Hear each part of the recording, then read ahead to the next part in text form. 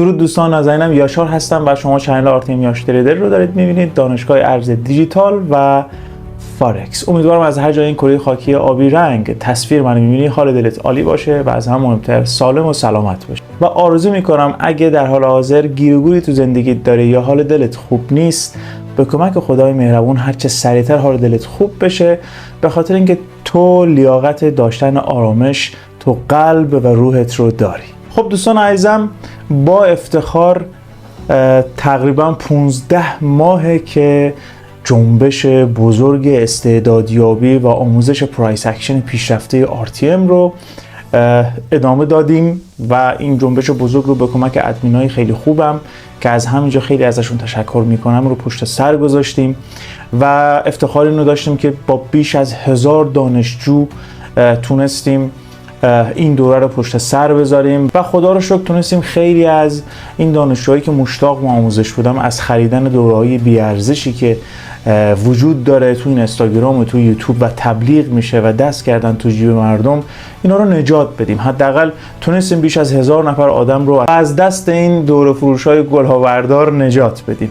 همونجور که در جریان هستید، این جنبش بزرگ، این دوره آموزشی استعدادیابی به هدف در واقع ساختن یک ترید روم حرفه‌ای در آینده خواهد بود و تو 3 سطح مقدماتی، پیشرفته و فوق پیشرفته قرار برگزار بشه.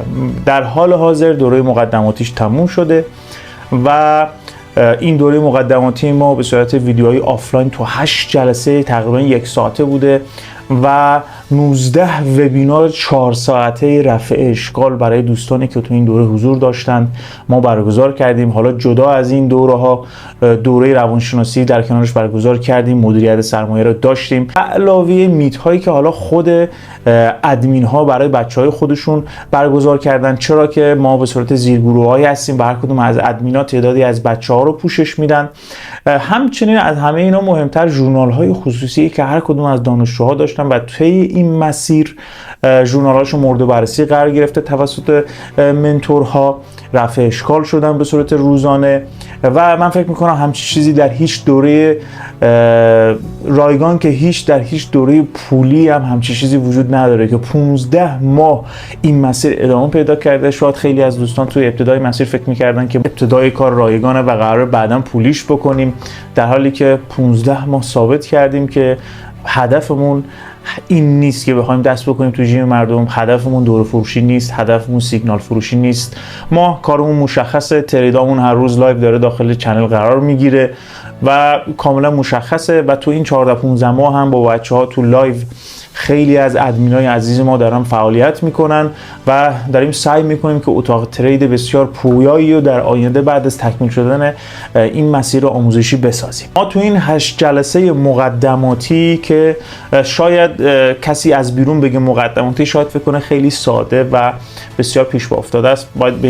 باید این نکته رو بهتون اشاره بکنم که این مطالب مقدماتی در حد ادوانس دوره‌های دیگه است، در حد پیشرفته دوره‌های دیگه است، چرا که ما دوره مقدماتی شما همه پیکسل ها و محدوده های از چارت به روش RTM که قرار واکنش بده رو شناسایی میکنیم و من همیشه اینا رو به این صورت تشبیه میکنم که فکر کنید شما میخواید رانندگی یاد بگیرید، ابتدا باید بدونید که کلاچ و ترمز و دنده و آینه کجاست، اما اینکه اینا چطوری به چه روشی به ترتیب واکنششون به چه صورته یا ترتیب استفاده از این ابزارها به چه صورته در دوره پیشرفته و فوق پیشرفته، یعنی پاز و مقیاس مشخص میشه که این پیکسل هایی که ما تو چارت یاد گرفتیم به چه صورت قرار واکنش بده و ترتیب واکنش اینها به چه صورت خواهد بود. اما همونجوری که خودتون میدونید وقتی میخواد یه ساختمون رو هم بسازید، تا زمانی که این فونداسیونی که برای این پیکره ساختمون طراحی شده فونداسیون درست درمونی نباشه، تو طبقات بالا دچار مشکل میشه. بنابراین این دوره مقدماتی ما که پایه RTM هست و پیکسل های چارت هستن و محدوده های تجمع سفارشی هستن که بسیار مهمن و باید یاد بگیرید، اگر از این دوره مقدماتی شما موفق بیرون نیاد، دوره ادوانس و فوق ادوانس برای شما به درد نخواهد خورد و برای شما کارایی نخواهد داشت. خیلی از دوستان فکر میکردن که آره ما تو این دوره مقدماتی ممکنه فقط میخوایم یه محدودهایی رو یاد بگیریم و با اینا نمیشه ترید کرد. هرچند که اخیراً تو چنل اصلی خودمون که آرتیم یاش تریدر هستش داریم لایو تریدایی رو انجام میدیم با روش مقدماتی، یعنی با روش تحلیل مقدماتی. دوستان من اعلام کردم که با این روش تحلیل های مقدماتی، با همین ابزارهای مقدماتی شما میتونید به وین ریت بالای 55 برسید. حتی اگر یه مقدار مهارت رو زیاد بکنید تا میتونید 65 با همین مطالب مقدماتی داشته باشید. من نمیگم 70 چون 70 هم داشتیم توی ژورنال نویسی ها. من انتظارم اینه که حداقل بالای 55 شما با همین مطالب مقدماتی بتونید به این وین ریت برسید. ببینید با مطالب مقدماتی ما آربار خیلی بزرگ انتظار نداریم. هر تریدری برای شروع کار باید با 1 به 1 شروع بکنه. من حتی شرطی برای بچه‌ها گذاشتم برای ورود به دوره ادوانس که با خودتون رو درواسی نداشته باشید. حتما ژورنال نویسیاتون رو داشته باشید. من تو ویدیوهای بعدی ژورنال نویسی حرفه‌ای و مدیریت سرمایه حرفه‌ای رو آموزش خواهم داد. بعد اون داستان بچه‌ها مطالبی که دوره مقدماتی رو تمام کردن میان کامل به کمک اون مدیریت سرمایه و اون ژورنال نویسی میام مطالب مقدماتی رو حداقل توی 100 الی 200 ترید دمو مورد آزمایش قرار میدم. من روز اول آموزش، روز اول دورمون که 1 سال و نیم پیش بود اعلام کردم دوستان فکر کنید من هرچی به شما میگم دروغه، هرچی به شما میگم شما باید برید بک تست بگیرید. اصلا کلا من تو ویدیوی 7 خان معامله گری رو کامل توضیح دادم، لینکش این بالا قرار میدم. دوستانی که تازه با این چنل آشنا شدن متوجه میشن مسیری که برای تبدیل شدن به یک تریدر حرفه‌ای باید پشت سر بذارید مسیر بسیار پرفراز نشیب طولانی هستش. گول رویا فروشی ها و این در واقع دور فروش های کلاهبردار رو نخورید که میگن بیا 4-5 ماه شما رو تریدر میکنید، بیاید نمیدونم سیگنال بهتون میدیم، پول دوره رو به شما برمیگردونیم. اینا بیش از 200-300 مورد از دانشجوهای ما چه بسا بیشتری که الان دارن با من کار میکنند افرادی هستن که در همین دوره‌های پولی ابتدا پول زیادی رو بابت دوره دادن، خیلی هاشون پول زیادی رو صرف هزینه دوره کردن که اینجوری از دست دادن و خیلی از پولشون رو هم توی سیگنالایی که از اونها دریافت کردن از دست دادن، چه بسا که تو اون سیگنالا کال مارجین شدن، لیکوید شدن و پولشون رو از دست دادن و الان دارن تو این دوره خوشبختانه دیدگاهشون به چارت عوض شده و خیلی موفق دارن عمل میکنن. و رضایت دانشجویان هم میتونید تو قسمت رضایت دانشجویان پیج اینستاگرام ما که به همین آدرس آرتیم یاش تریدر هست ببینید. و نکته عطف این دوره ما همون روش FSCM بوده، Flexible Smart Challenging Mind، روش تدریس پویا هستش. نمیخوام در این مورد دیگه توضیح بدم و این ویدیو رو طولانی بکنم، لینکش این بالا قرار میدم. دوستانی که نمیدونن روش FSCM چیست، برای اولین بار در دنیا و ابداع روش تدریسی که توسط خودم انجام شده، شبیه سازی روش تدریس دانشگاه کانادا هستش برای پرایس اکشن پیشرفته معجزه RTM. اما دوستان تو این ویدیو میخوام نهایتاً جمع‌بندی بکنیم کلیه مطالبی که در دوره مقدماتی گفته شده و پرونده دوره مقدماتی رو ببندیم بذاریم کنار. البته برای این ویدیو ما وبینار برگزار خواهیم کرد، رفع اشکال خواهیم کرد. میخوایم بیش از 20 ستابی که میشه از دوره مقدماتی کشید بیرون و ازش استفاده کرد و بسیار هم میتونه کارآمد باشه و در ساده ترین حالت ممکن هم گفته خواهد شد، میخوایم تو این ویدیو براتون توضیح بدم. در واقع حسن ختام دوره مقدماتی خواهد بود و شما باید از این ستاب ها دوستان موفق بیایید بیرون. اگه از این ستاپ ها نتونید وین ریت بالای 55 یا آربار حداقل 1، اصلا بیشتر از 1 بهش فکر نکنید. اوکی، ببینید با این مطالب مقدماتی میشه وین ریت 3 4 5 هم گرفت. اوکی، اما شما برای شروع کار، برای اینکه به اون اعتماد به نفس برسید، برای اینکه بفهمید که میشه، شما آربار 1 در نظر بگیرید. حالا من توی جزئیات این ستاپ ها توضیح میدم که شما باید کی خروج بکنید، هم تکنیکالیشو هم داستان ریسک ریوارد رو. بنابراین ما تو این ویدیو میخوایم حسن ختام دوره مقدماتی رو داشته باشیم و بعد از دوره مقدماتی یک فرصت کوتاهی به دوستان خواهیم داد که بیان اینا رو بک تست بگیرن.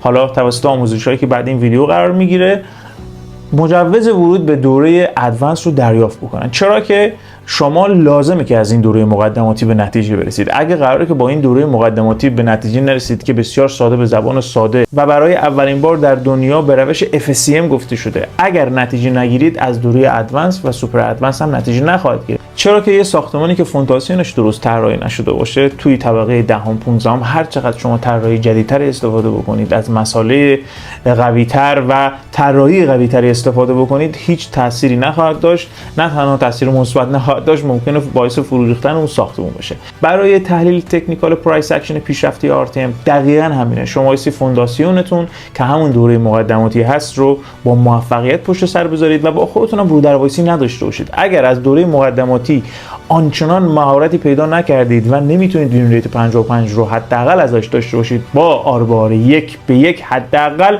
اصلا به ادوانس فکر نکنید. انقدر تمرین تکرار بکنید تا خودتون رو بتونید در ژورنال ها به این سطح برسونید. حالا ما اون اکسل اف ای ژورنال نویسی به اضافه مدیریت سرمایه قانون 1% رو 100% هم نرم افزارش رو هم اکسلش رو در اختیار شما در آینده قرار خواهیم داد که بتونید با این سبک سیاق بیاید جلو و مجوز ورود ادوانس رو بگیرید. چرا که ما دانشجویان رو پرورش میدیم که نهایت اتاق ترید حرفه‌ای خودمون رو داشته باشیم و به خاطر همین سختگیری میکنیم که دانشجو با سواد بیاد بالا و توانایی ترید کردن داشته باشه و تو اون اتاق ترید حرف برای گفتن داشته باشه، چون اونجا محیطی است که همه با هم دیگه ترید میکنن، اونجا محیطی است که همه در کنار هم در واقع میان اطلاعاتتون رو شیر میکنن برای اینکه نقطه ورود و خروج بهینه‌تری رو به دست بیاریم. شما دوست عزیز اگر برای اولین بار این ویدیو رو میبینی و مسیرها و روش‌های تحلیل تکنیکال زیادی رو پشت سر گذاشتی، حالا چه پولی چه غیر پولی، چه با ویدیو نها کردن، بدون منتور شدن و روش تدریس درست هیچ وقت نمیتونی تبدیل به یه تریدر موفق بشی. چرا که مسیر تریدر شدن یه مسیر بسیار بسیار دقیقه و تمام اون مراحل رو باید پشت سر بذاری. اگه یکی از اون مراحل رو اسکیپ بکنی و انجام ندی، به هیچ عنوان تبدیل به یک تریدر موفق و سودده نخواهی شد. RTM یا تریدر وان، اگه دوست داری تو این مسیر با ما همراه باشی و نهایتا تو اتاق ترید ما فعالیت داشته باشی، میتونی PM بدی تو تلگرام، ثبت نام بکنی، تعیین سطح بشی و شروع کنی دوره مقدماتی رو پشت سر بذاری، پاس بکنی، وارد دوره ادوانس بشی. چرا که دوره ادوانس تقریبا 1.5 الی 2 ماه دیگه قرار شروع بشه و دوستان بعد از پاس کردن این مسیر وارد دوره ادوانس خواهد شد. و این نکته رو یادتون نره، تمام این مسیر رایگانه. چرا که ما دنبال جیب مردم نیستیم، چرا که خودمون داریم ترید میکنیم، داریم تریدامون رو میذاریم و درآمدمون مشخصه، بالانسمون مشخصه، وین ریتمون مشخصه. بارها و بارها داخل چنل RTM مون داریم قرار میدیم. داخل همین چنل یوتیوب هم قسمت کامیونیتی میتونید تمام در واقع تریدایی که خودم انجام میدم و دارید میبینید. لزومی نداریم اصلا رو بیاریم به سیگنال فروشی و دوره فروشی، چون یک قانون نانوشته وجود داره، کسی که تریدر باشه هیچ وقت رو نمیاره به دوره فروشی. نکته دیگه اینه که من ویدیوهای زیادی در این مورد ساختم، تفاوت یک دوره فروش و یک تریدر رو بر اونجا توضیح دادم، لینکش رو بالا قرار میدم، حتما ببینید. منتظر حضور گرمتون توی آکادمی ارتش RTM هستم. شاید بتونید تبدیل بشید به یک تریدر حرفه‌ای و اینکه استعداد خودتون رو کشف بکنید، به صورت کاملا رایگان خودتون رو محک بزنید. شاید بتونید مسیر زندگیتون رو عوض بکنید. بدون فوت وقت بریم روی اسکرین. بیشتر از این دیگه سرتون رو درد نمیارم، اما لازم بود که در این مورد صحبت داشته باشیم با هم دیگه. بریم روی اسکرین ببینیم که این ستاپ هایی که قراره که از دوره مقدماتی بکشیم بیرون و ازش استفاده بکنیم چه ستاپ هایی خواهد بود.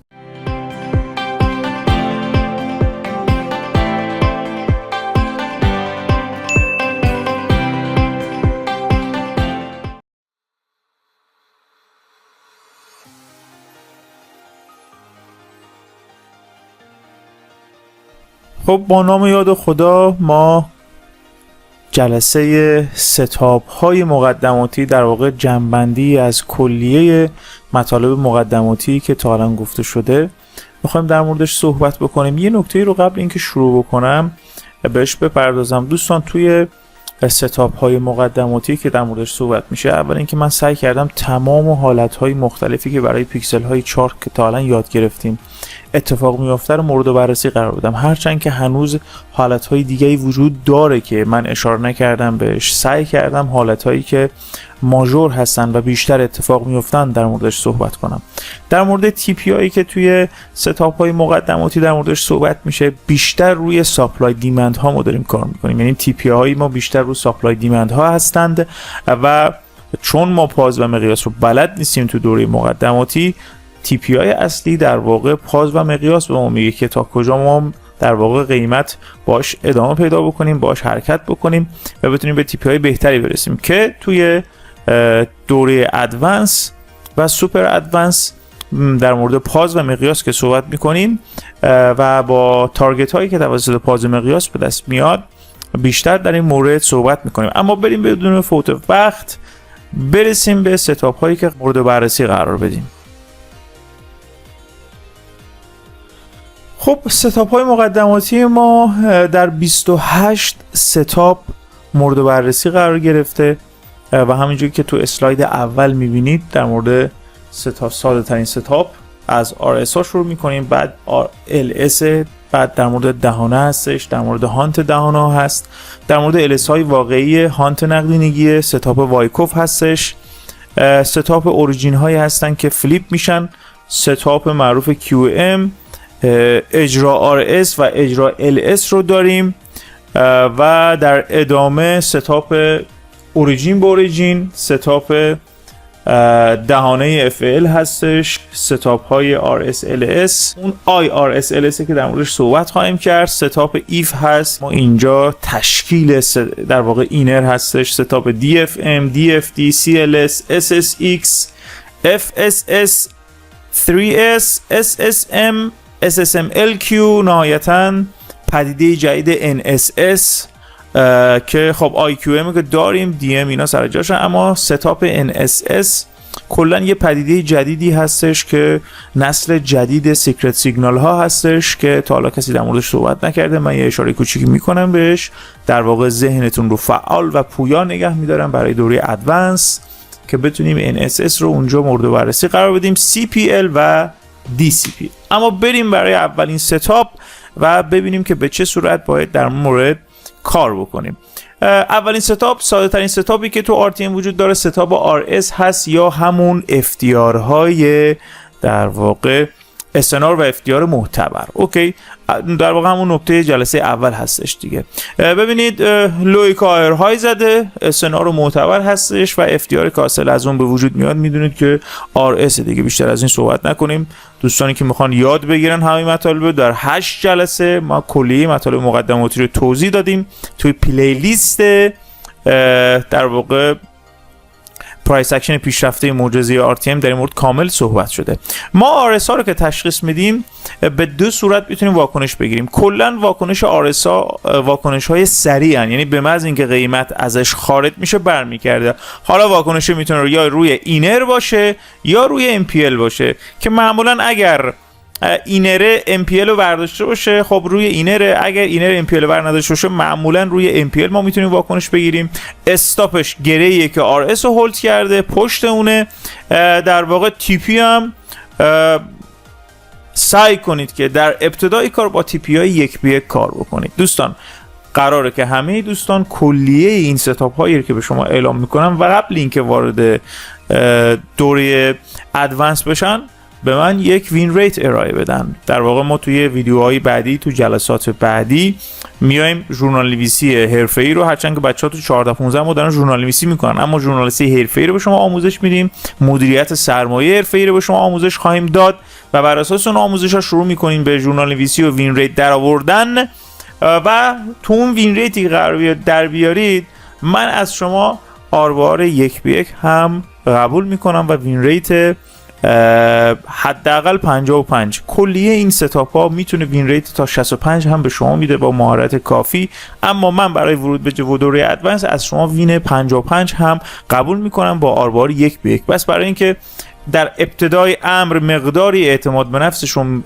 بیشتر بشه، یک به یک RS ها رو بگیرید، TP رو از اون نقطه‌ای که در واقع حرکت کرده، خروج کرده و وارد شده اومده، یا به اندازه همین اندازه طول در واقع عرض یا به همون اندازه طول این RS شما میتونید TP داشته باشید یا این پشت سپلای دیمندی رو پیدا بکنید، حمایت و مقاومت رو پیدا بکنید و بتونید اونجا TP رو به دست بیارید. اما ساده ترینش همون یک به یک رو در نظر بگیرید. اگر در این نقطه ما به این شکل در واقع داشته باشیم معتبرتر خواهد بود این RSI که به دست میاد. اوکی، چون که کاملا یه سطح جعلی خواهد. اگر این سطحش هم ما FL یعنی گری داشته باشیم که قیمت رو هولد کرده باشه، خیلی راحت این لو رو در نظر میگیریم. این لو از این لو معتبرتره و اگر نقدینگی هم داشته باشه این لو میتونه برای ما معتبر باشه. برای این حالت هم همینطور. بریم برای ستاپ بعدی. البته یه مثالی در موردش میبینیم و بعد میریم برای ستاپ بعدی. لویی که هایر های زده و خروج سریع، واکنش روی اینر، استاپ پشت گره که قیمت رو هولد کرده و اولین ساپلای دیمندی که تو مسیر هست. حتی یک به یک هم ازش میگرفتید برای شما بس بود. اما بریم برای ستاپ لفت شولدر یا همون LS خودمون. ببینید دوستان، بعد اینکه RS رو ما واکنش بگیریم، مخصوصا اگر از MPL ما هولد رو داشته باشیم، میتونه برای ما یه سطح جعلی باشه. LS هم که دیگه مشخص چیه، توی آموزش ها هست. از LS میتونیم ورود بکنیم. TP از نقطه‌ای که حرکت کرده به طرف LS، استاپ پشت در واقع پیوت ما هستش و یک نکته که اینجا وجود داره اینه که سعی کنید که این حرکت که داره میاد به طرف LS یا حرکت CP تور باشه. این حرکت CP تور میتونه برای ورود مطمئن‌تر به ما کمک بکنه. حتی حالتی وجود داره که شما اگر تاچ ترید هم نخواهید بکنید، بعد اینکه LS واکنش گرفتید، لویی که های زده رو میتونید RS رو ازش دریافت بکنید و بگیرید. یعنی بذارید LS بگیره، بعد به صورت فرکتال این رو پیوت حساب بکنید، لوی که های زده RS رو بگیرید. بعد تیپیتون نقطه شروع حرکت یا اوریجین این نقطه میتونه برای ما در واقع این ستاپ رو تشکیل بده. حالتی وجود داره که اصلا RS تشکیل نمیشه، سریعا حرکت به طرف LS و میریزه. اینم مثل همونه استاپ پشت LS ها هستش. نکته که وجود داره معمولا این تیپس همیشه اینجوری نیست. معمولا این سقف که اینگالف باشه، ما معمولا قیمت میاد LS رو ور میداره. مخصوصا این حالت براش پیش میاد و موقعی که معمولا اینجا فیک اوت باشه دیگه LS برداشته نمیشه، چون حالت فیک اوت قیمت به سرعت میخواد استاپا رو بزنه و این RS به راحتی ریوارد های بسیار بالایی رو به شما خواهد داد. بریم برای مثالش به چه صورت خواهد بود. ببینید این از اون مثالایی که بالا فیک اوته، مستقیم رفته LS رو برداشته و به همین راحتی استاپ رو میتونید بالای این پیوت بذارید. این مثال رو از قصد اینجا گذاشتم. نکته که اینجا وجود داره، اگر LSی که به شما داده خیلی از اون سقف فاصله داشته باشه، از همون تیپی، از همون استاپی که تو RS استفاده میکنید. اگر اون LSی که به دست آوردید پشتش یه گره دیگه بود، میتونید استاپ پشت اون گره کوچیکتر تایم فریم پایینتر قرار بدید و به همین راحتی قیمت بدون اینکه اصلا RS تشکیل بده رفته LS رو برداشته و ادامه کار رو دارید میبینید. اینجا هم اون دسته LS RS است که RS تشکیل شده، یک حرکتی به طرف پایین انجام داده، بعد رفته LS رو برداشته. انتقال سفارش شانه چپ هم مورد بررسی قرار میدیم و به همین راحتی میتونیم گین خوبی رو از پیوت هایی که اینگالف هستن و LS قرار برداشته باشن رو دریافت بکنیم. بریم برای مثال بعدی. اینجا هم دقیقاً به همون صورت هست، اما اینجا RS برای ما خب گین بهتری به ما داده. اومده یک بار قیمت رو هولد کرده، بعد اینکه رفته ایجاری و اینگالف کرده. این لویی که از این پایین داره میاد به طرف RS خیلی مهمه بررسی بشه که جایی رو اینگالف کرده باشه، هرچند که ما نمیدونیم اینگالف واقعی به چه معناست، ولی حداقل یک لوی از یک اوریجینی یک حمایت و مقاومتی رو رد کرده باشه. اوکی، فعلا در اینجوری در نظر بگیرید اینگالف رو. حالا اینگالف های واقعی رد شدن ترو ساپلای دیمند ها هست که تو دوره ادوانس در موردش صحبت خواهیم کرد، اما در حال حاضر فعلا لوی رو در نظر بگیرید، یک گره که قیمت رو هولد کرده باشه، رد شده باشه به این صورت. فعلا این گلف رو به این صورت در نظر بگیرید. خب به راحتی RS سطح جعلی قیمت روی LS و گین بسیار قشنگی رو که دارید میبینید. بریم برای دهانه. ستاپ دهانه که از به راحتی وین ریت 60 رو به شما خواهد داد، به راحتی، و شما به راحتی از این ستاپ میتونید گینای خیلی خوبی رو به دست بیارید و به این صورت هستش که بعد این که قیمت انتقال سفارش پیوت رو ما داشته باشیم، یعنی مخصوصا اگر این لو رد شده باشه و ما اینجا انتقال سفارش داشته باشیم، یعنی رفته باشه MPL رو برداشته باشه، یا به اصطلاح بهش میگن RTP Return to Pivot، بازگشت به پیوت رو داشته باشیم، دهانش به ما گین خیلی خوبی خواهد داد. یه خط اینجا میکشیم، دهانه هولد خواهد داشت، استاپ پشت گره‌ای که دهانه رو هولد کرده. خود این دهانه ممکنه به صورت گره ایگنور شده هم باشه که نقطه ورودمون میتونه این گره ایگنور شده باشه، یا میشه به اسم اجرای دهانه هم میشه ازش یاد کرد و میتونه ورودی خوبی بده. TP از نقطه‌ای که بازگشت برای واکنش بوده، یا یک ساپلای دیمندی رو این پشت پیدا کنید به عنوان TP قرار بدید، یا اصلا یک به یک راحت، خیالتون راحت که دیگه نگران این قضیه هم نباشید. بریم مثالاشو ببینیم به چه صورت خواهد بود. اینجا هم حالت دومش هست، چون واکنشو به دو صورت هست. معمولا RS گونه این دهانه ها واکنش میدن، یعنی به محض اینکه قیمت خارج میشه بازگشت سریع داریم. گاهی اوقات هم خب قیمت یه مقدار پایینتر میاد و واکنش میده.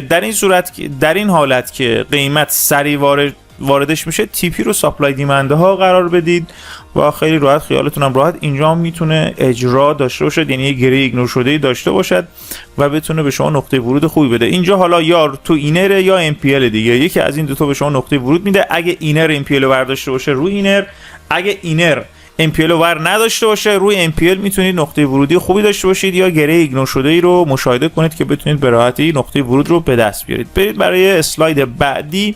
مثال از این ستاپ ببینید، پیوت رو داریم. قیمت بعد اینکه این لو رو رد کرده رفته انتقال سفارش رو انجام داده، Return to Pivot RTP، و همینجوری که میبینید دهانه تشکیل داده و به محض اینکه قیمت خارج شده روی MPLش نشسته و این گین بسیار زیبا. TP ما یک به یک با کمترین ریسک، یا ساپلای دیمند، چون هنوز ما پاز و مقیاس رو بلد نیستیم و میتونیم به این صورت ورود بکنیم. حتی اگر این نقطه رو کسی نتونسته گرفته باشه، اگه مطمئن باشه این بالا فیک، معمولا برای فیک اوت ها این اتفاق میفته. خب این دهانه شما انتقال سفارش هم اگه ببینید دوباره قیمت اومده یه بار دیگه بهش واکنش بده، اما چون سفارش ها انتقال پیدا کردن به گره پایینی، دیگه به دهانه باز نگشته، به این انتقال سفارش برگشته و اینم حتی کسی که اینو جا مونده بود میتونست از این استفاده بکنه. بریم برای اسلاید بعدی. هانت دهانه. دوستان هانت دهانه، شما ابتدا بایستی صبر کنید که RS تشکیل بشه، یعنی موقعی هست که شما RS رو تشکیل دادید، مخصوصا سقف فیک اوتی این مسیر رو به شما خواهد داد. سقف اینگالف باشه این ستاپ اجرا نمیشه چون میره LS رو برمیداره. اوکی، به این حالت هستش که بعد اینکه لو رد شد ما RS رو تشکیل میدیم. RS معمولا توسط یک گره‌ای هولد شده. خود این RS دهانه داره، RS دهانه داره، دهانه هم هولد میکنه. خود این دهانه حالا میشه سطح جعلی ما و واکنش میره به اینر RS. دهانه چون هانت شده بهش میگن هانت دهانه. حالا این دو حالت داره. هانت دهانه HMI، یعنی هانت دهانه روی آی اینره. اوکی، میره رو اینر، به خاطر اسمش رو گذاشتم HMI. اوکی، یعنی هانت دهانه‌ای که روی اینر میشینه، اسمش از HMI. اما یه حالت دیگه هم داره، بریم حالت بعدیش هم با هم دیگه ببینیم. حالت دوم بازم RS تشکیل میشه، سقف فیک اوت، میخوایم از RS واکنش بگیریم، لو رو رد میکنه، RS رو تشکیل میده. RS یه MPL داره، یه اینر داره. این بار دهانه RS رو اینر نشسته.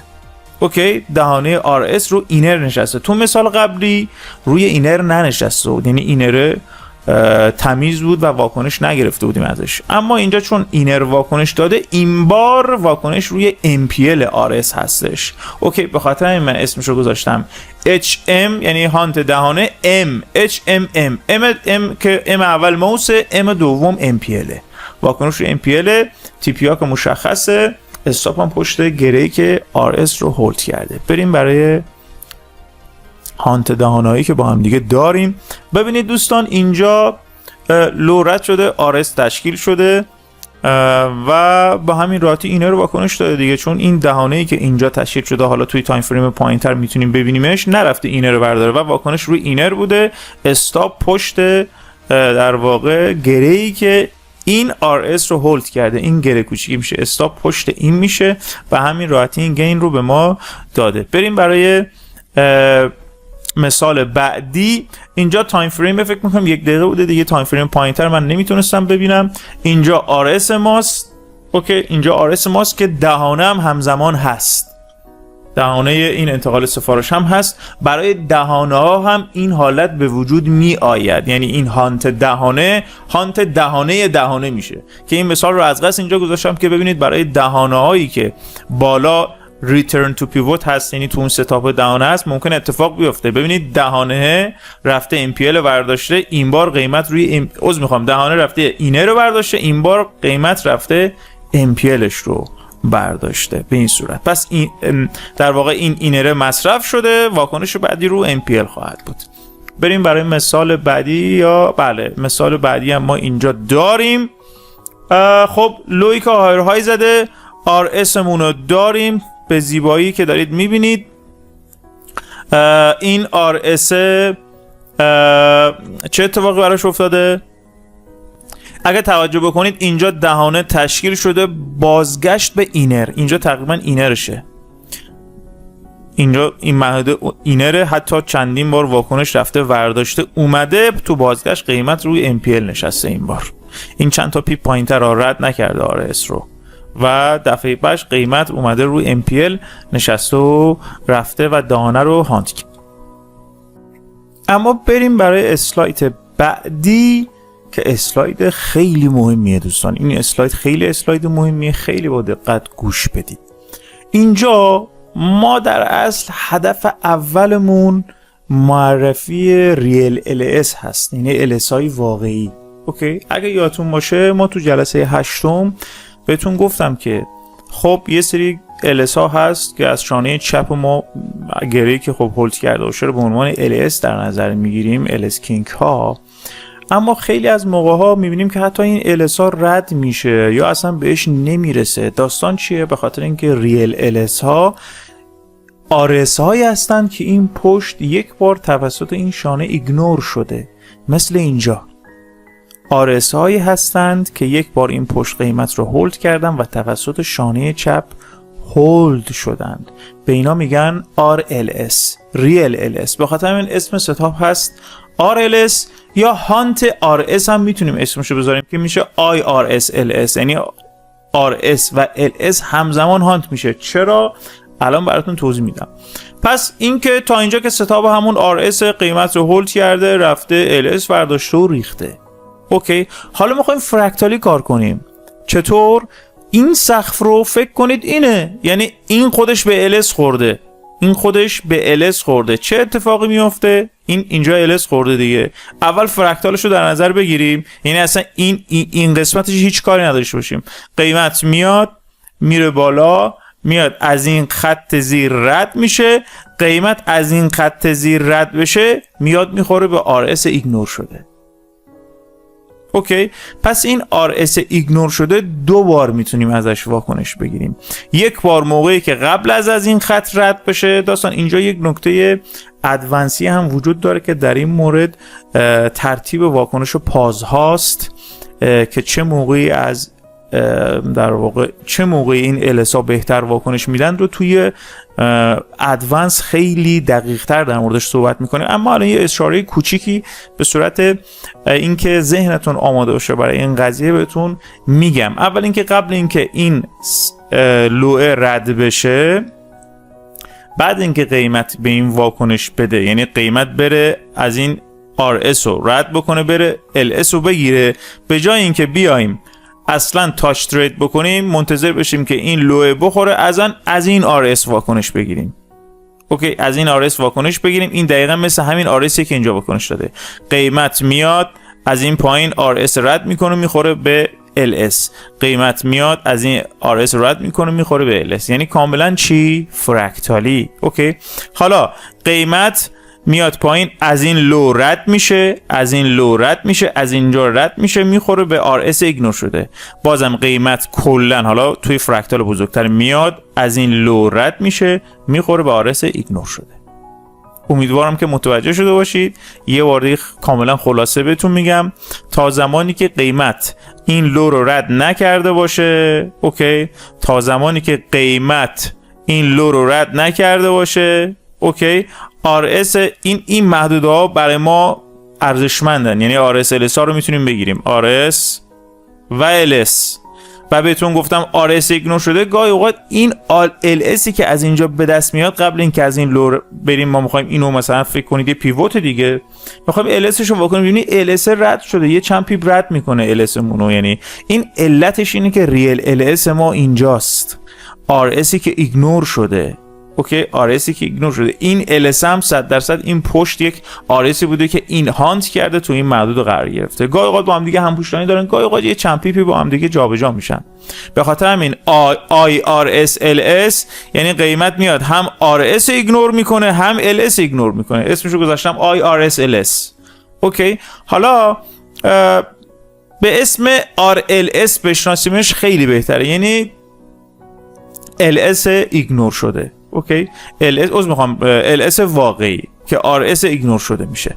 اوکی، بنابراین ما اینجا فرکتالی داریم کار میکنیم دیگه، توی مقیاس بزرگتر، فرکتال بزرگتر، قیمت از این لو رد بشه میاد به این RS ایگنور شده واکنش میده. اینجا هم همینطوره، موقعی که تو فرکتال کوچکتر هم فکر کنید این لو همین لو دیگه، این لویی که رفته هایر های زده، اینم لویی که هایر های زده، این RS اینجاست، اینجا واکنش میده، اینجا هم داره واکنش میده. قیمت تا زمانی که نیاد این لویی که رفته هایر های زده رد بکنه، یعنی این لو، اوکی، اینا واکنش میدن، اوکی، یعنی RS داره واکنش میده، LS هم داره واکنش میده، اما به محض اینکه این لو رد بشه، این لو حکم این لو رو داره، چون این رفته LS برداشته، این لو هم رفته LS برداشته، دو تا فرکتاله. اوکی، این لو رد بشه RS ایگنور شده، اینم خب کاملا مشخصه دیگه، اینجا این لو رد شده، این RS ایگنور شده است دیگه، توسط این ایگنور شده، کاملا فرکتاله. حالا بریم تو چارت اینو ببینیم. خب ورودیاش مشخصه دیگه، اینجا TP گذاشتم، TP ها مشخصه، لویی که رفته LS فرداره، اینم لویی که رفته LS فرداره، توی ستاپ LS هم ما اینو داشتیم. فقط می‌خواستم اینجا این نکته ای رو، دو تا نکته خیلی مهم بگم که LS های واقعی در واقع RS ایگنور شده آن و ستاپ LS رو اینجوری هم میتونیم ترید بکنیم، یعنی قیمت منتظر بمونیم بخوره به LS، از فرکتال استفاده بکنیم، یعنی مطمئن بشیم که این سقف به LS خورده. این سقف ممکنه یعنی که این سقف ما مورد بررسی قرار بدیم به چی خورده. اگه به LS خورده باشه میشه رو RSش واکنش گرفت، سقف به LS خورده میشه رو LSش واکنش گرفت. حالا اگر از این لو رد بشه ما میایم در واقع RS ایگنور شده رو مورد بررسی قرار میدیم و ازش واکنش میگیریم. این خیلی ستاپ مهمی بود. یه نکته خیلی ادوانسی هم توش داشت که بحث پازها هست که مفصلا در موردش صحبت میکنیم. دوستان یه نکته خیلی مهمم بهتون بگم، این RSی که ایگنور شده، من برگردم توی چیز قبلی، ببینید دوستان این شبیه چیه؟ گره‌ای که ایگنور شده و یک بار هولد کرده و در واقع اومده هانت شده. این در واقع همون RS ایگنور شده، همون MPL4 ما هم هستند، یعنی اون حد دردهای نوع چهارم در واقع همون ریل LS ها هستند و MPL4 ها رو میشه به عنوان RLS هم در نظر گرفت. یعنی همون قبلا هم بهتون گفته بودم دیگه، MPL ها با LS ها تقریبا توی محدوده هستن. به خاطر اینجا من نوشتم، ببینید اینجا خیلی فرکتاله، خیلی اینجا فرکتاله. ببینید ما یک این لو این سقف رو داریم که این RSشه، بعد قیمت از این زیر اومده رفته، ببینید از این زیر رد شده، بعد رفته RS ایگنور شده رو واکنش داده که همون RS MPL4 هن که در واقع شانه چپ اینم میشه، شانه چپ اینم میشه. اوکی، MPL4 هستش، MPL4 هستش که شانه چپ این کل این گره رو اگه بگیریم شانه چپ این دقیق تا چون خیلی گنده است میتونیم از گره ایگنور شده به دست بیاریم. اوکی، از گره این LS این کل این گنده میشه LS ها، اشتباه نگیرید. اوکی، این LS این LS چون یک گره‌ای که ایگنور شده سطح جلی رو هانت کرده، این LS این گره در واقع LS ما چون خیلی بزرگه. خب گفتیم از ریل اس ها استفاده کنیم، ریل اس ها خیلی همون MPL4 هستن که واکنش خیلی خوب میدن. گفتم وقتی که این لو رد بشه ما میتونیم ازش واکنش خیلی خوبی بگیریم، واکنش خیلی خوبی بگیریم. حالا میایم چیکار میکنیم؟ فرکتالی هم استفاده میکنیم. میبینیم مثلا خود این که خودش به رفته به LS خورده، LS همون ریل LS یا RS هانت شده یا MPL4 خودش مجددا یه RS رو اینجا هانت کرده. ببینید چقدر قشنگه. دوباره فرکتالی قیمت موقعی که از زیر اومد به این MPL4 دوباره واکنش داد. بهش میگن چی؟ بحث فرکتال هستش. حالا خیلی جالبه، خیلی جالبتر از اون اینه که ما یک MPL4 تایم فریم خیلی پایین تر هم اینجا داشتیم که قیمت رو یه بار هولد کرده و هانت کرده. اوکی، و این MPL4 جلو با این MPL4 پشت توی محدوده قرار گرفتن و این واکنش به این زیبایی میتونستیم ازش بگیریم. یعنی ما اول MPL4 رو مشخص کردیم برای این لگ، بعد برای اینکه این محدوده رو کوچیک‌تر کنیم رفتیم از لگ پشت هم استفاده کردیم و یه MPL4 کوچیک‌تری هم به دست آوردیم. اکثر موقعی که این قیمت اینجوری فشرده داره میاد پایین، این MPL4 های لگ جلو با MPL4 های لگ پشت تو یک محدوده قرار میگیرن و اینجوری واکنش‌های خیلی خوبی رو به ما میدن.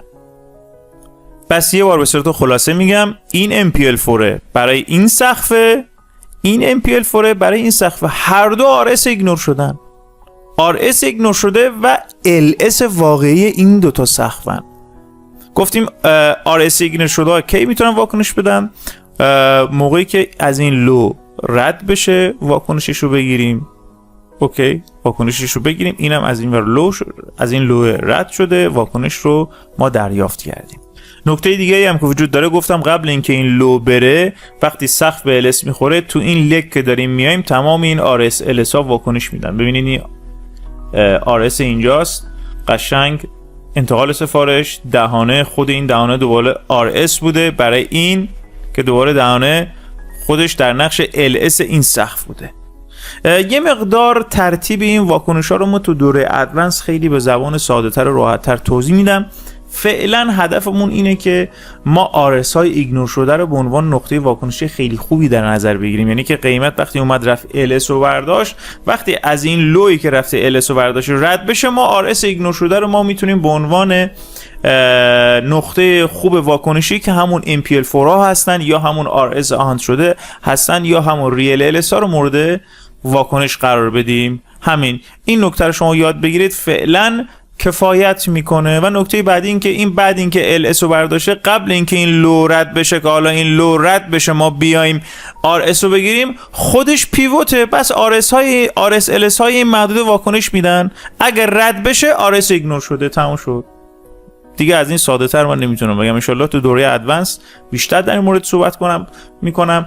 خواستم یک پیش گفتاری از دوره ادوانس هم اینجا گفته باشم، اما بیشتر اینجا هدفمونی که LS های واقعی رو به شما نشون بدیم و قیمت موقعی که از این لو رد میشه روی RS های ایگنور شده بتونیم واکنش های خیلی خوبی رو داشته باشید. بریم برای اسلاید بعدی و ستاپ هانت نقدینگی.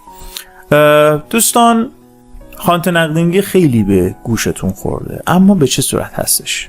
ما در سمت چپ چارت یک ساختار نقدینگی رو باید ببینیم و اوریجین روبروی ساختار، یعنی اون سطح جعلیه، همیشه واکنش خوبی میده و این LQی که تشکیل میده اینجا، یعنی قیمت بعد این که میاد اینجا LQ، حالا این که ممکنه سقفم بزنه بعد بیاد، یعنی LQ بعد سقفم میتونه ادامه دار باشه، مشکلی نیست. نکته مهم این ساختار اوریجین روبروی ساختار نقدینگیه و میتونه همیشه واکنش خیلی خوبی بده و استاپ پشت این لو TP سقفی که اومده به طرف زیر LQ ما، ساختار نقدینگی ما، ساختار نقدینگی ما هانت میشه، اسمش هم گذاشتیم HLQ. اوکی، یا HQ یا LQLS، یعنی LQ رد میشه به LS برخورد میکنه. اوکی، بریم برای مثالش. ببینید اینجا ما دقیقاً یه ساختار نقدینگی داریم، اینجا LQ رو داریم، میبینیم قیمت اومده به اوریجین روبروی LQ واکنش خیلی خوبی داده، استاپ پشت این و به راحتی دارید میبینید که واکنش خیلی خوبی هم اینجا داده. بریم برای اسلاید بعدی. بازم نقدینگی رو داریم، قیمت اینجا رو ببینید LQ تشکیل داده، یه خط روند خیلی ساده، قیمت مجددا حتی اینجا دیاموند هم زده و قیمت به این اوریجین روبروی LQ دوباره نشسته و همچیز گین خیلی قشنگی رو ما دریافت کردیم. بریم برای اسلاید بعدی. خب دیگه ساختار معروف بیس پول فلگ BPF.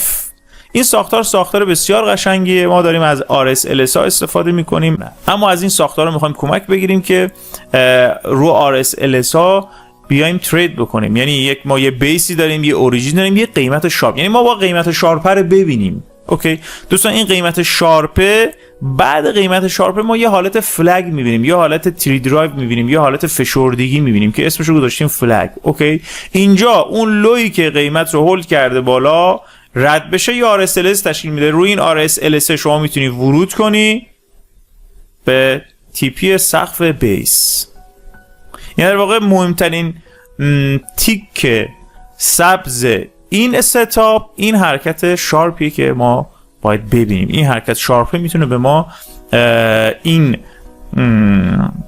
نوید رو بده که RSLS که اینجا تشکیل میده میتونه به ما خیلی کمک بکنه. بریم برای در واقع یک مثال از این ببینیم.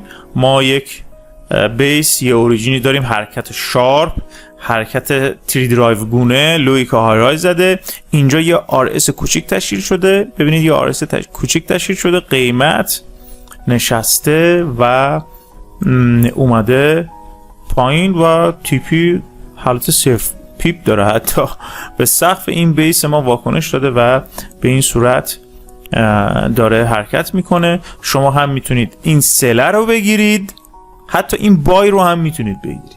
اوکی، روی این بیس حتی بای من مد نظرم سل بوده، اما از اینجا بای رو هم روی این قضیه میتونید بگیرید چون اکثرا تیپیشون اینجا هست. البته بای ما به شرطی که این سقف اینگالف باشه دیگه. اوکی، این سقف اینگالف باشه بتونه ادامه حرکت رو داشته باشه. بریم برای ستاپ بعدی. ستاپ 4 هستش، فلیپت اوریجین، یعنی اوریجینی که فلیپ شده، اوریجینی که فلیپ شده. باز ما نقدینگی رو سمت چپ داریم، اوریجین قیمت رو هولد میکنه، LQ ما زیرش خورده میشه، از این ور که داره میاد بالا، به محض اینکه اوریجین ما اینگالف میشه قیمت میشینه روش میره بالا، TP میشه کجا؟ ساپلای دیمند، یا یک به یک خیلی راحت. استاپ پشت گره‌ای که قیمت رو هولد کرده برای به هدف شکستن اوریجین به این صورت. بریم برای مثالش.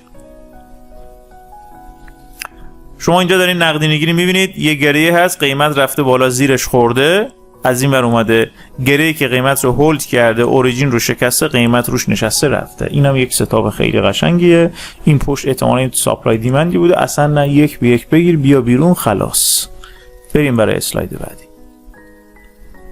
کیوم لول دوست داشتنی که اکثر جاها ازش به عنوان سرشانه یاد میگونن که کاملا اشتباهه. سرشانه اصلا ربطی به این قضیه نداره، چرا که این ساختار باید سمت چپش نقدینگی داشته باشه. اگه نقدینگی نداشته باشه این اوریجینی اصلا جواب نمیده.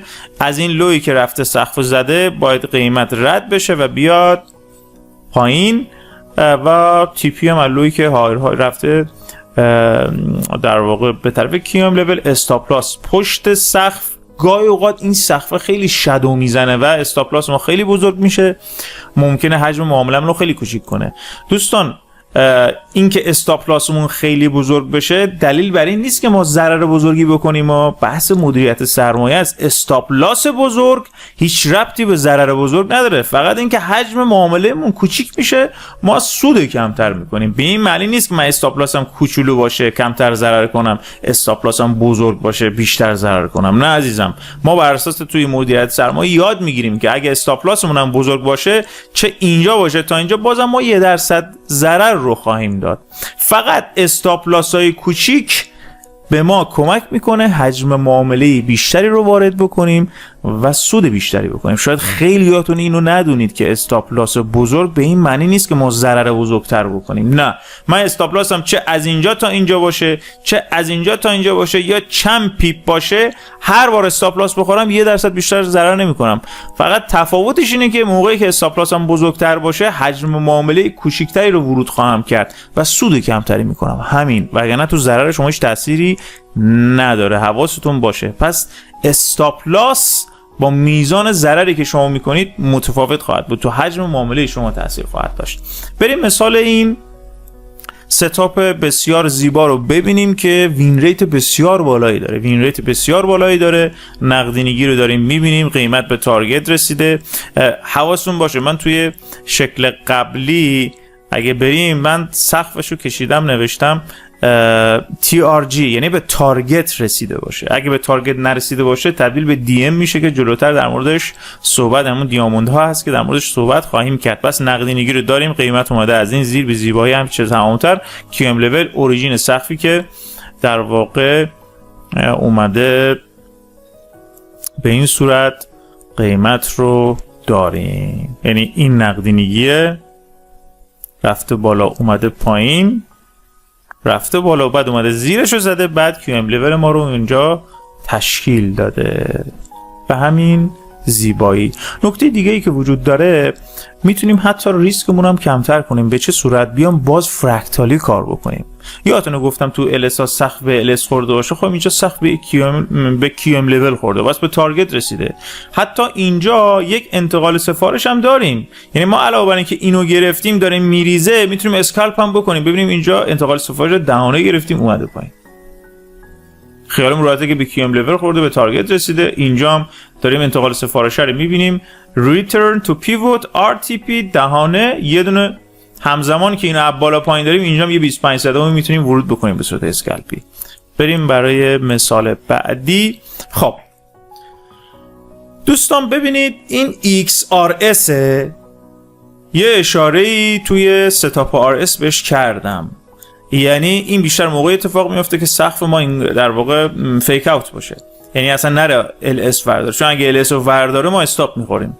اوکی، سقف فیک اوتی باشه ما RS تشکیل میشه، یعنی RS تشکیل میشه خارج میشه، یک گره ایگنور شده، یعنی این نرفته این گره این پشتشو برداره. اوکی، خب میتونه DP تصمیم گیری شکست این لو باشه دیگه.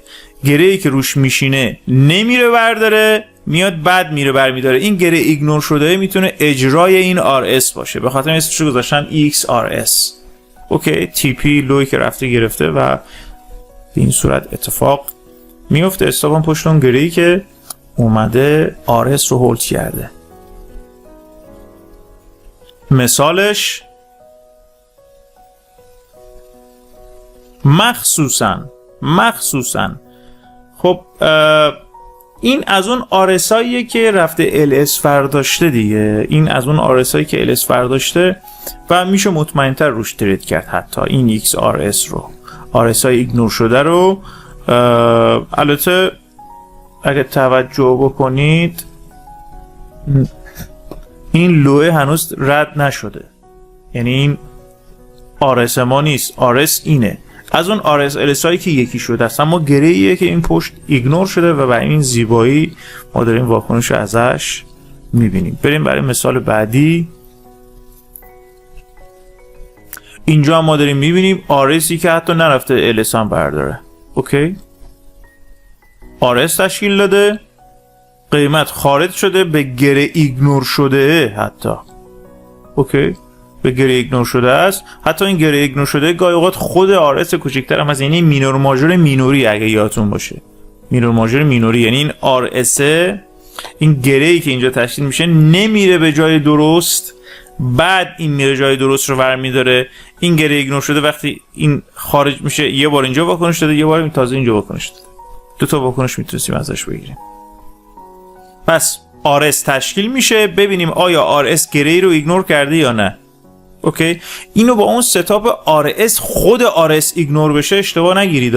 گاهی اوقات RS تشکیل میشه، قیمت میاد پایین، میره LS رو برمی‌داریم بیزین، یعنی اصلا خود RS توش یه گره ایگنور شده است، خود RS گره ایگنور شده است، یعنی مینور ماژور میشه. اون مینوریه میتونه واکنش خیلی خوبی بده، یعنی XRS مینور ماژور مینوریه. مینور ماژور ماژوری میشه چی؟ همون RS ایگنور شده که به LS رفته. اوکی، الان مثال قبلی شاید ماژوری بود چون LS رو برداشته بود، اینجا LS هنوز بر نداشته. توجه بکنید LS این بالاست، هنوز بر نداشته. بریم برای مثال بعدی. بریم اینجا به این صورته، این لویی که های زده، حالا من خیلی نتونستم همش رو جا بزنم، شکسته اومده پایین، گره ایگنور شده، در واقع اجرای این RS میشه به همین سادگی. LS هم که این بالاست اصلا قیمت رو بر نداشته. بریم برای اسلاید بعدی. EXLS همون اتفاقی که برای RS میفته قبل اینکه بره LS برداره، داخلش گره ایگنور شده ای باشه میشه روش ترید کرد، برای LS هم میتونه این اتفاق بیفته. یعنی قبل اینکه اصلا این LS هست، این LS میشه در واقع سواب LS، SLS. اوکی، هر جا من نوشتم SLS یعنی سواب LS، این سواب LS هست. یه گره ایگنور شده اینجا داره، وقتی میخوام LS ترید کنیم رو این گره ایگنور شده خیلی میشه حساب کرد، خیلی میشه حساب کرد. یعنی همون ستاب RSLS میتونه باشه اما با دقت بیشتر رو گره ایگنور شده که اینو من گذاشتم XLS، یعنی اجرای LS. اجرای LS میتونه خیلی به شما گین خیلی خوبی بده موقعی که میخوایم روی LS در واقع ترید بکنیم. تیپی که مشخص استاپ هم که پشت سقف هستش. شما اینجا رو دارید میبینید RS تشکیل داده، این LS ماست در واقع سواب LS ماست، یه گره ایگنور شده داره، به همین زیبایی واکنش داده و ریخته. دیگه نیاز به توضیح بیشتری فکر نکنم داشته باشه. بریم برای خب دوستان، من فکر میکنم ویدیومون خیلی طولانی میشه، اگه بخوام همه رو داخل یک ویدیو بگم و بسیار خسته کننده خواهد بود. من فکر میکنم کلش رو در 2 پارت براتون توضیح بدم، خیلی بهتر خواهد بود. امیدوارم که این چند تا ستاپ براتون مفید واقع شده باشه، هرچند که ستاپ های اصلی از اینجا به بعده، چون ستاپ های قبلی تقریبا هممون در مورد شنیدیم و صحبت کردیم، اما از اینجا به بعد ستاپ ها بسیار دقیق تر و زیباتر و در واقع منحصر به فردتر میشن. تو پارت بعدی میبینمتون. خب دوستان عزیزم، با هم دیگه تمام ستاپ هایی که میشه از دوره مقدماتی کشید بیرون و ازش استفاده کرد با هم دیگه مورد بررسی قرار دادیم. یه نکته خیلی مهم بهتون بگم، ما تو جلسه اول و دوم ساختارهای مهم آرتیم رو مورد بررسی قرار دادیم. بازار جز پیوت و گره نیست و شما باید فقط تشخیص بدید تو گره هستید یا تو پیوت و توسط همین ستاپ ها میتونید تشخیص بدید که اگر گره هست احتمالاً قرار بازار در واقع ادامه دهنده باشه و اگر پیوت قرار بازار برگرده. و شما همین نکته عطف یک تریدر توی روش RTM همینه، اگه قرار یک آر به آر داشته باشیم یا DBD داشته باشیم قراره که در جهت روند ترید بکنیم و اگر پیوت هست قرار بازار بچرخه، ما باید دنبال ستاپ هایی باشیم که در محدوده پیوت اتفاق میفته. همونجور که تو این ستاپ هایی که براتون توضیح دادم براتون مشخصه. پس کل کاری که ما توی مرحله مقدماتی، هرچند که تو ادوانس هم همین به همین صورت هستش، ابتدا باید استراکچر بازار رو تشخیص بدیم که استراکچر صعودی است یا نزولی هست و دنبال اون ساختارهای اصلی باشیم. گره هست، پیوت هست و دنبال این ستاپ هایی باشیم که تو این پیوت ها و گره ها بتونیم عملیش بکنیم. پس تشخیص استراکچر بازار توی تایم فریم های مختلف خیلی مهمه و بسیار بسیار میتونه تاثیر داشته باشه تو وین ریت شما. من قبلا فکر کنم تو وبینار 15 و 16 14 و 15 و 16 در مورد ساختارهای بازار، یعنی همون استراکچر بازار، خیلی توضیح دادم. حتما اون وبینارها رو ببینید. کلا پلی لیست وبینارها رو که 100% اینجا براتون قرار میدم. دوستانی که برای اولین بار این ویدیو رو میبینن حتما میتونن اون پلی لیست رو ببینن. وبینارها تکمیل کننده ویدیوهای دروس هستن و برای همین ویدیو هم 100% وبیناری برگزار خواهیم کرد. منتظر وبینار ما باشید. امیدوارم که این ویدیو براتون مفید واقع شده باشه. اگه اینجوری هست لایک و کامنت یادتون نره. سابسکرایب این چنل میتونه زندگیتون رو تغییر بده، چرا که پرایس اکشن پیشرفته RTM به روش FSCM برای اولین بار داره تو چنل های یوتیوب به این روش تدریس داده میشه و میتونه نقطه عطف دنیای معامله‌گری تو باشه. امیدوارم که این ستاپ ها بتونه دیدگاه تو به چارت عوض بکنه و بتونی وین ریت خیلی خوبی رو از اینو به دست بیاری. منتظر اکسل ژورنال نویسی و مدیریت سرمایه باشید که به زودی ویدیوشو قرار میدم تا بتونید از اینا استفاده بکنید و وین ریت خودتون رو در دوره مقدماتی بکشید بیرون و مجوز ورود به دوره ادوانس رو دریافت بکنید. تا ویدیوی بعدی شما رو به خدای بزرگ میسپارم. امیدوارم که همیشه سالم و سلامت باشید. روز خوش، روزگارتون طلایی.